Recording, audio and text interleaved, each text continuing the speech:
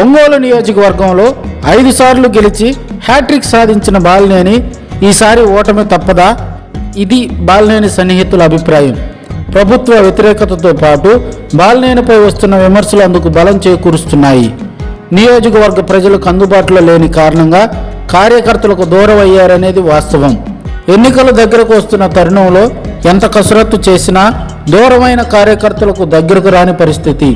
ఒంగోలు నగరంతో పాటు రూరల్ మండలం, కొత్తపట్నం మండలాల్లో బాలినేని ఒంటెద్దు పోకడలు ఆయనపై వ్యతిరేకతను పెంచాయి.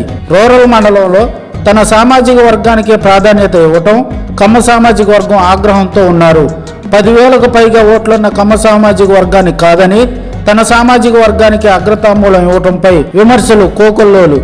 మనమంతా కలిసి పనిచేయాలనేది నా భావన. అంత తప్పితే కష్టపడి ఎప్పుడైనా ఎలక్షన్లో అయితే నేను తీసుకునే జాగ్రత్తలు ఎట్లుంటాయంటే 30,000 మెజార్టీ వస్తుందని కూడా అయినా కూడా డబ్బులు ఎంతైనా ఖర్చు పెట్టి 30,000 కాదు 5,000 మెజార్టీ తెచ్చుకుందాం అనే ఆలోచన ఉంటుంది నాకు, అంతే తప్ప వేరేదే ఉండదు. దీని ఫలితంగా ఈసారి మండలంలో తెలుగుదేశానికి 4,000కు పైగా ఓట్ల ఆధిక్యత రానుందని విమర్శకుల విశ్లేషణ.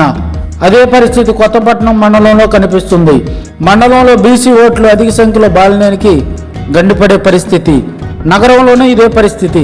కార్యకర్తలకు దూరం అవటం వల్ల పై డాంబికాలే తప్ప గెలిచే అవకాశాలు సన్నగిల్లుతున్నాయి. ప్రతిసారి ఎన్నికల్లో అస్త్రంగా ఉపయోగించే పోతురాజు కాలువ అభివృద్ధి ఇప్పటికీ పూర్తి కాని పరిస్థితి. లోతట్టు ప్రాంతాలు వరద పాలవటం మామూలే.